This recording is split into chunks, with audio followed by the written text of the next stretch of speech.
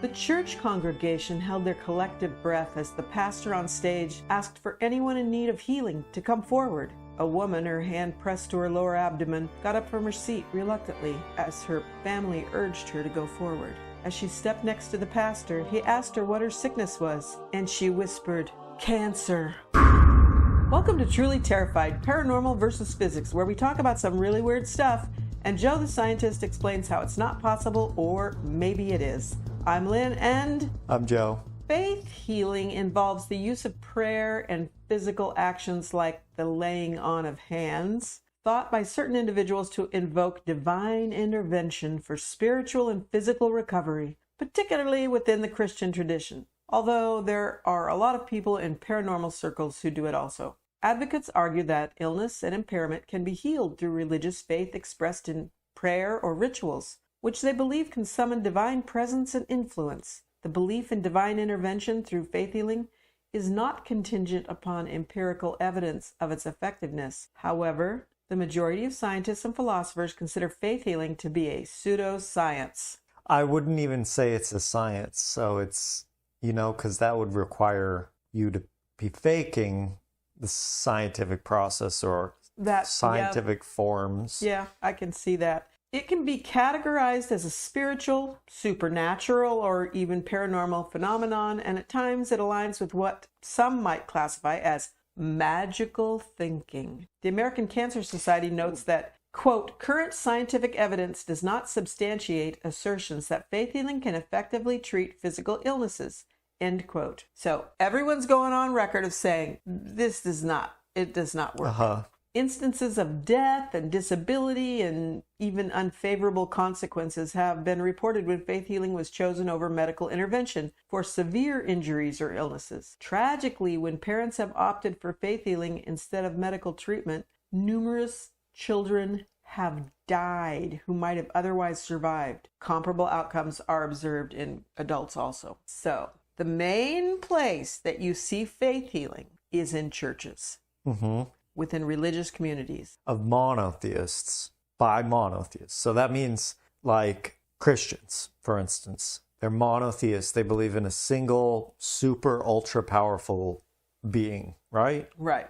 That's really important because so what they're saying is, here's a super, ultra powerful being that created everything, that controls everything. And so it can intervene in these sorts of things. There's a weird gap in logic there because the super ultra being also caused the illness in the first place. It also caused any waning belief in the person getting the healing to want them to then get the healings to prove that they really believe it. It's a really strange idea. Now, if you're like a polytheist, or you're in a frame of belief that there are multiple super entities, maybe in conflict with one another, then it makes sense. One can't just cause other things. Like for instance, Zeus. Maybe Zeus would come down and heal you because Zeus didn't otherwise cause your problem in the first place. It would make sense because then Zeus is getting favor from you.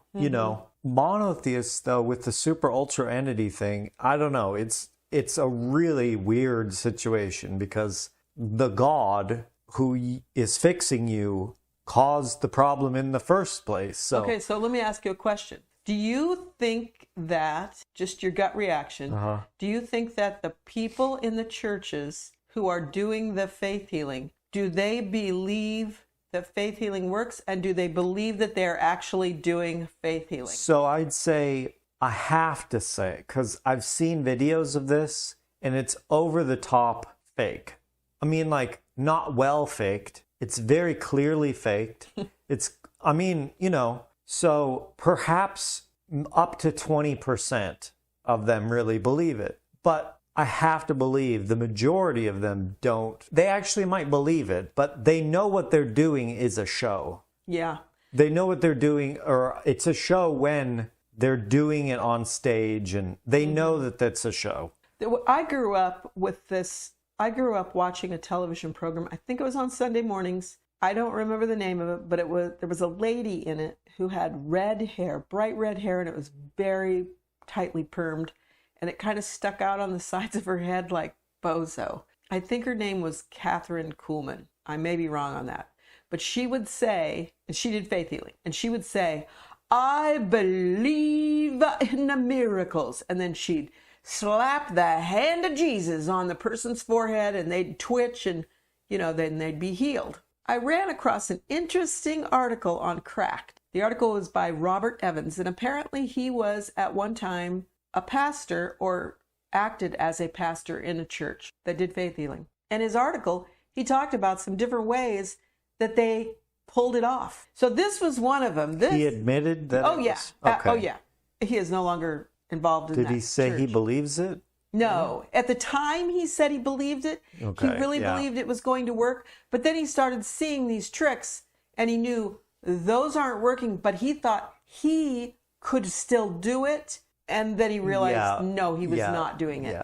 Okay, so this one was really interesting. If you've ever watched one of those deals, they'll have, it's usually a huge auditorium, and the pastor on stage calls for someone to come down, not unlike the lady at the beginning in the opening that came down said she had cancer. So anybody come down that wants healing. And the interesting part about this is that when somebody comes in their own wheelchair, they are set in a particular area in their wheelchair. But sometimes people would come to these things and the ushers would say that they were going to help them get to their seat and put them in one of the facilities wheelchairs. And so when the guy on stage pointed, he knew who walked in. Oh, uh-huh. He knew that they could walk. Mm-hmm. And so he'd say, you right there in the second row, wearing the blue tie, come on down.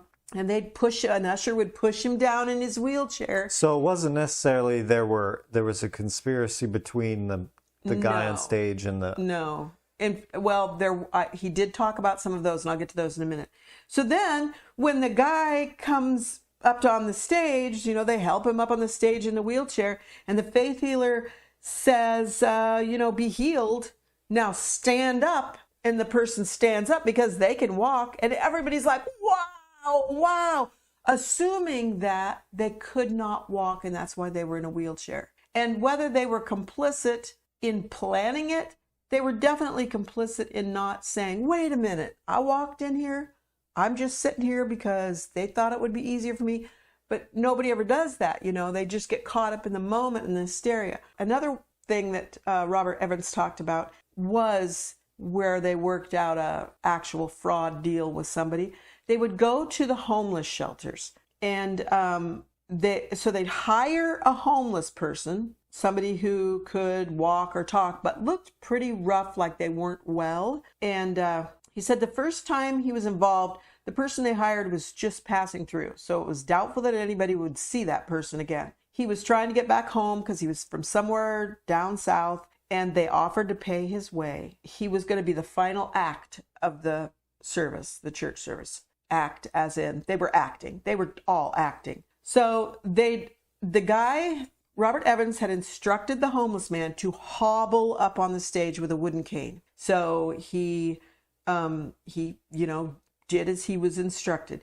He said he was probably in his 40s, but he looked older because he was homeless. Mm-hmm. He was wearing fatigue, so he looked like a soldier who had injuries and sickness. When he got up on stage, Robert Evans said he instantly laid in on him, screaming for God to heal this man's lame leg. And after about a minute of hollering at God, he told the homeless guy to take some steps without his cane, and which he did just fine because he didn't need the cane. While he was doing that, the pastor tried to break the cane over his leg to indicate, we don't need this anymore. Turns out the cane was pretty sturdy and he just hurt his leg. So the homeless guy's, he's healed. He's, praise be to God. And he goes to get off stage and he fell because he was drunk. But that just made everybody just so excited.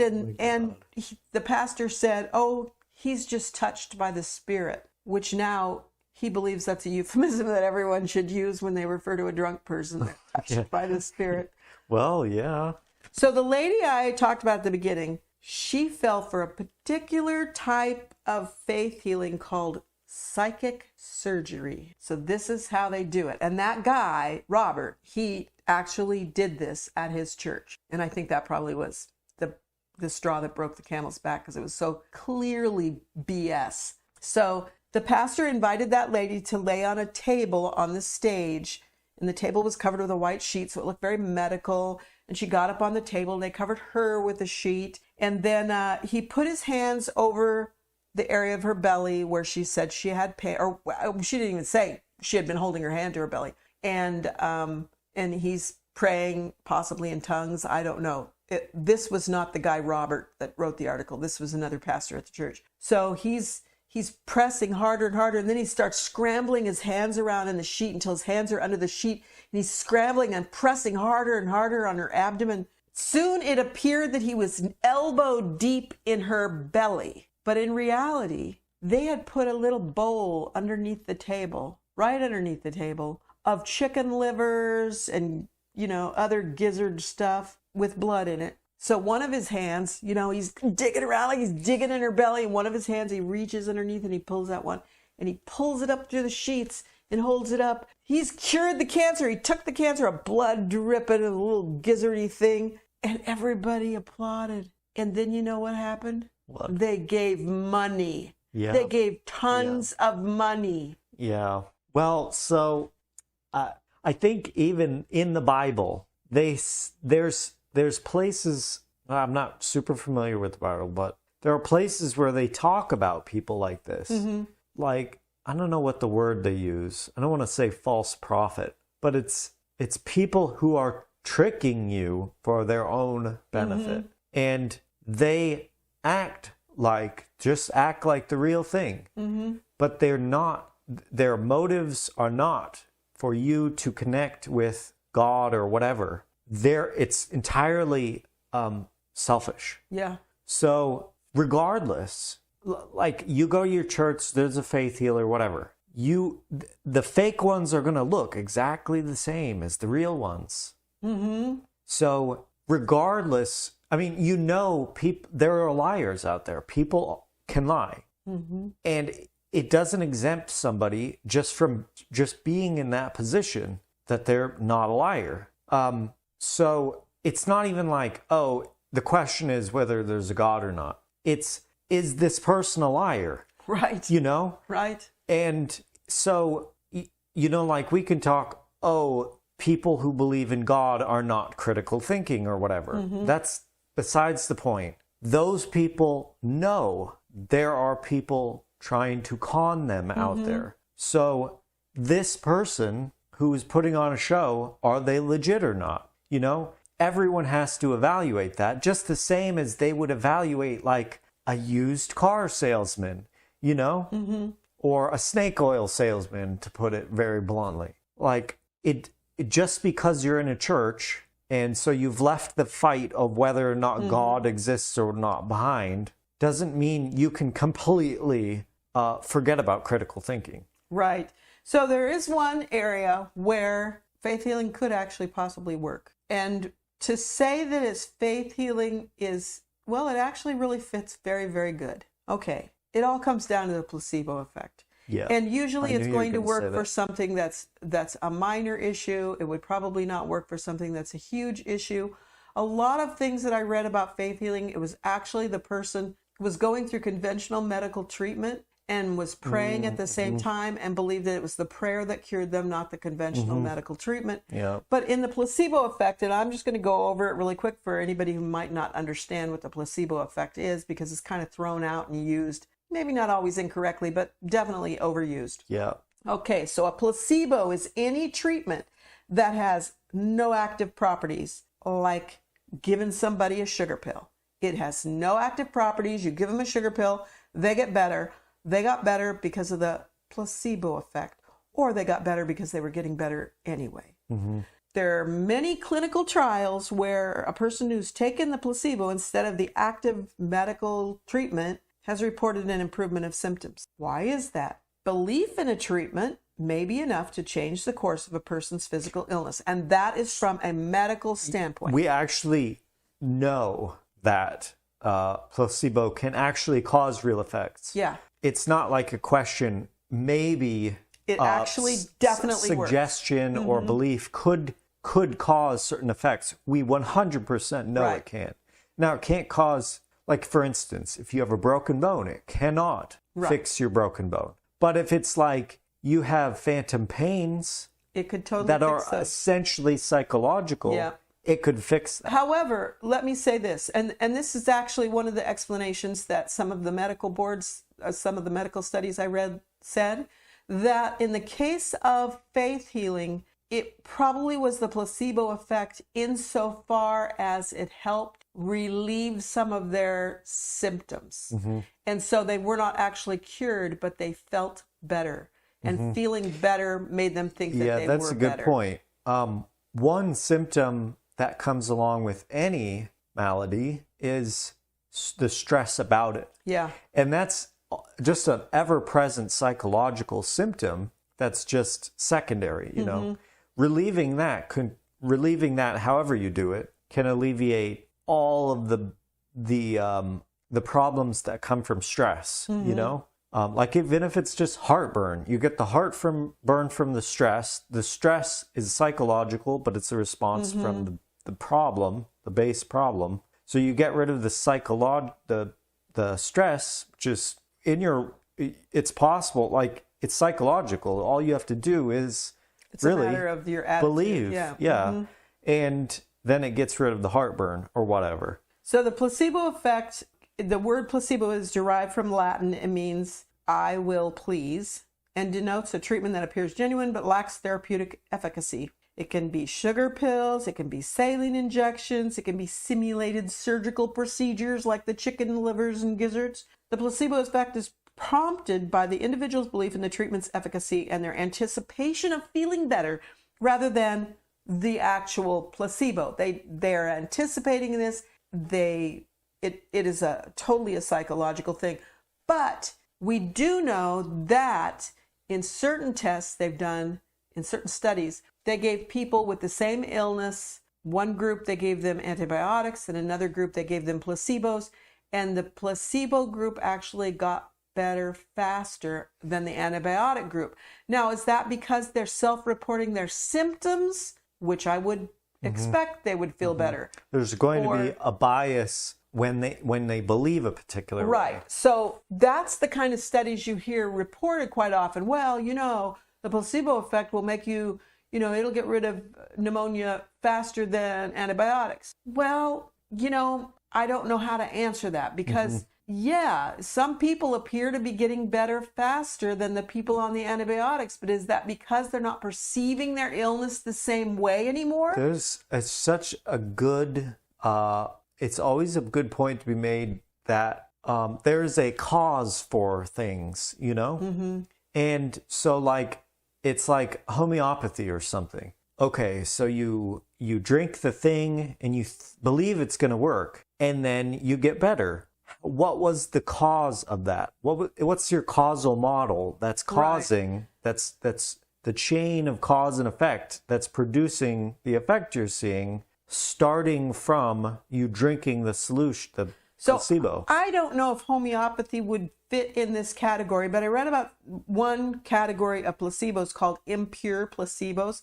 And that's when they give you a placebo that does have some tangible effect on your body, but not the one that they say they're giving it for you and giving it for so that you feel this tangible effect and it increases the placebo effect. Yeah. So I don't know that homeopathy has any effect because it's Probably mainly not. water. Unless you have a severe molecule. Allergy or something. Well, even that, because it's literally a molecule of something in pure water, and that just seems we should do unlikely. A thing on homeopathy. Now, I have some really interesting stories of some empirical stories of things that people experienced in my years as a midwife using homeopathy. And it's like, I'm not going to negate what they said. I'm not going to say that they lied to me. They did not lie. I'm not going to say that what happened did not happen. I wasn't there. But I sincerely doubt that those things happen. So that would be a fun conversation to have and talk about what homeopathics really are. So I also want to say about placebos is with any treatment, what you're really looking for is a consistent improvement of your symptoms, a consistent and predictable improvement. So like if you have 100 people and you issue all of them the placebo, and 80% of them, whenever you do this with any 100 people, 80% of them have an improvement in symptoms, that's an actual treatment. The placebo is an actual treatment. So I think they call it a placebo, but it's anything that you can use, anything that, again, so for instance, it's like, okay, someone tells you about this homeopathy thing, and they say, wow, it's amazing, it did this and this and this, and then you take it and it does nothing. That means it's not, you cannot just reproduce it. So if it was like, oh, wow, this worked, and you tell somebody and they did it and it worked, then you could go to a scientist, literally a scientist, and you could keep doing it and seeing it working. Right. And then they could narrow down the exact cause. And I would like to say that is exactly how medications are developed. So somebody, either now or in the distant past, took something like, let's say, Digitalis from the Digitalis plant, and they noticed that it had an effect on their heart. And so then they started recommending their friends who have maybe weird heartbeats, take some of this tea. And now we have Digitalis. That same process, though, leads people to believe a lot of crazy things. Yes. And it's the same issue. Well, I do believe that Big Pharma has a monopoly on medications. They develop them. They usually take money from the federal government to develop them, and then they sell them for a lot of money. And we're kind of like in a bind because that's what we've got. So I think that that's where a lot of the suspicion about the medical machine comes from, in that they're going to charge a lot of money, and the person thinks, well, it came from a plant. Why can't I just, take the plant? Well, it's not just the plant. They refined it. They made it, like you said, so that they got consistent results. But let's go back to the placebo effect. A placebo usually works best when it's a self-limiting disorder. So something that would be ending soon anyway, like a cold or a bruise, anything like that, or things that go into remission. And it seems to work quite well with things that go into remission, like multiple sclerosis and lupus, because your mind does have an effect apparently on those things and put you into remission. Okay, so that's pretty cool. Consider inflammation. If stress influences inflammation, anything. That is true. Very good point. Anything that causes it, that is negative, is positively correlated with inflammation causally, then getting rid of any inflammation helps that thing. You're absolutely right. So there are 2 points that this article said that go along with that. Placebo may trigger the release of a body's own natural pain relievers in the form of endorphins. So that would give you an effect. And also, as you said before, reducing anxiety. So that reduces adrenaline in your body. Adrenaline contributes to stuff like that. And it also can give you an altered brain state, which will then make you feel better because you're remembering your remembered wellness. You're remembering that. It can alter your perception. It can make you change your behavior because you have an increased motivation to take better care of yourself, like improve your diet or get more exercise or something. And those things do help relieve symptoms. It reduces inflammation, bad inflammation, and increases endorphins. So those things are all really important things. So I think the thing that you can take away from this is that if somebody is on a stage and offers to heal you, they are a shyster. Because if somebody wants to heal you, they don't have to be on a frickin' stage. Yeah, that's true. They'll come knock at your door at 7 o'clock at night and come inside and quietly fix you. Yeah, so again, like the consistency thing, if you can consistently do the thing, then do it. But if somebody can consistently heal other people, what they should be devoting all of their time to is going around as soon as possible and healing the most ill people. Not standing on a stage. If there was a faith healer and they could consistently and predictably, reliably faith heal anybody just by touching them and saying whatever, oh Lord Jesus, whatever. And they should be in a cancer ward 24 hours a day. Right. They should sleep there with their hand on as many people as possible. They probably wouldn't let them, but they could be the bookmobile person and walk around and hand books, and when they hand the book, touch the person. Yeah. So I wanted to say one thing. Okay. So let's say that there's a faith healer, at least one, in their church or whatever, and they are performing faith healings and they're really working. And there's an audience, whatever. So the audience are watching the faith healer's healing people, and it's really working. All you can be sure about is that this event is going on, you know? Mm-hmm. So like the guy puts his hand on the thing, he says, oh Lord Jesus, and then they're healed. That might be the base requirement for it to work. There might not need to be a supernatural entity doing it above the guy. But if you assume there is a supernatural entity, all you can be sure about is that the supernatural entity is performing the healing. You can't be sure about any other qualities the supernatural entity has. So it's very weak evidence for any particular God. Like very, very weak. It only is evidence of its existence. Like you can't rule out that the guy himself is doing it. You can't distinguish whether it's this God, that God, another God. You can't even distinguish that it's not an alien and is invisible UFO right above the building. You can't rule out that it's just a ghost.